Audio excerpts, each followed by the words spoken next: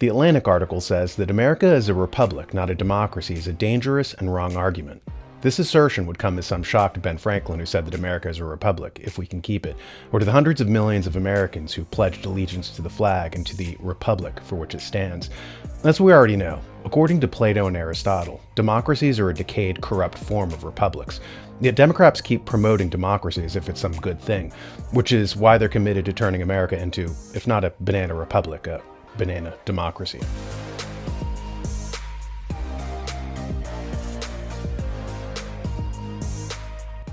In a previous presentation, we talked about a white paper from the Fed entitled Measuring Geopolitical Risk by two Italian economists, Dario Caldara and Matteo Iacoviello. They write, "We present a monthly indicator of geopolitical risk based on a tally of newspaper articles covering geopolitical tensions and examine its evolution and effects since 1985.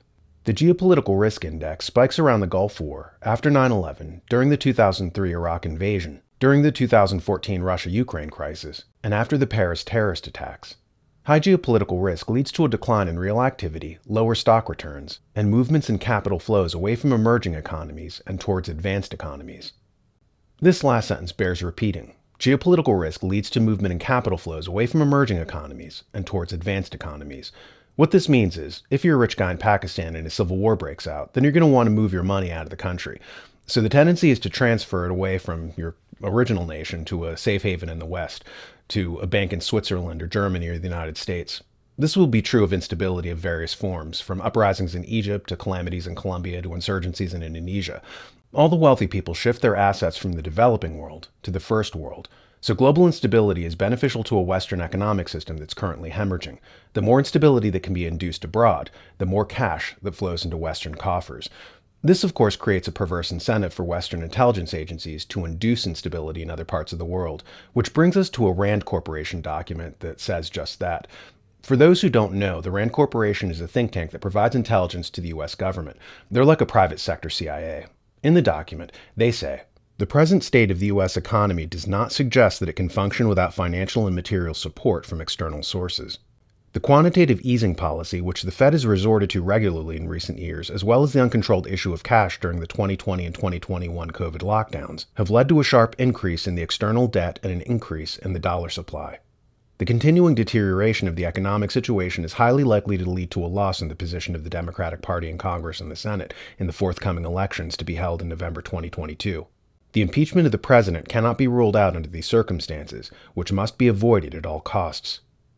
Basically, what they're going to do is implode Europe to create instability and get $9 trillion in capital flows to leave the continent and to come to America to patch our mismanaged economic system. And what they're saying is that they're picking on Europe because since World War II, they've been declawed and can't fight back. And this is all due to our failure to fix the banking system after the 2008 subprime mortgage collapse. Any competent administration would have enacted reforms to tamp down on corruption.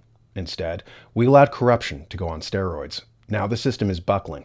But to help the insolvent banks, we're going to destabilize Europe and knock it over, like gangsters casing a business that they're going to rob.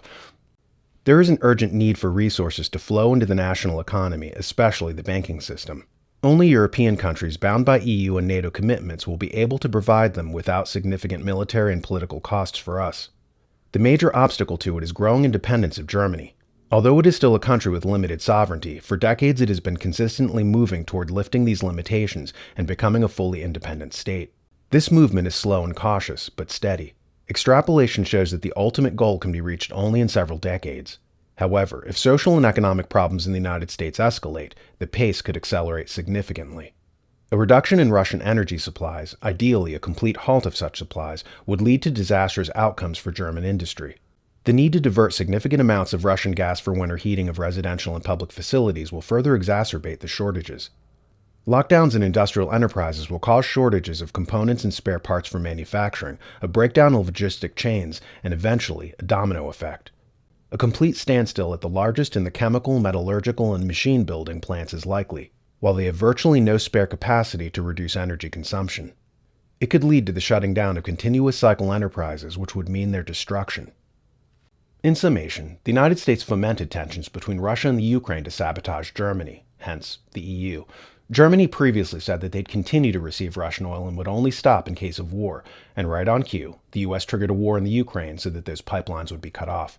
The United States is also agitating for Europe to cut down on farms via so-called green initiatives to restrict food supplies. Sprinkle in millions of new migrants, and voila, you have yourself enough social instability to cause collapse and sweet, sweet capital flows into the United States banking system, a $9 trillion payday. This is happening because while the Fed had enough money to bail out the people in 2008, it does not have enough money to bail out the system now. The Fed only has about $2 trillion in assets, whereas the collapse of Europe will net them an estimated $9 trillion. At any rate, if you want to know why wars happen, look to the banking crises that happened before them. The Panic of 1907 led to World War I. The stock market crash of 1929 led to World War II. Now we're on the cusp of a banking implosion that dwarfs anything that came before it. Two guesses what happens next. If you've gotten this far, you most likely like our content. If you haven't already, head to thenewamerican.com and subscribe to our print magazine published twice a month in print and daily online. It's the essential news source for freedom-loving Americans.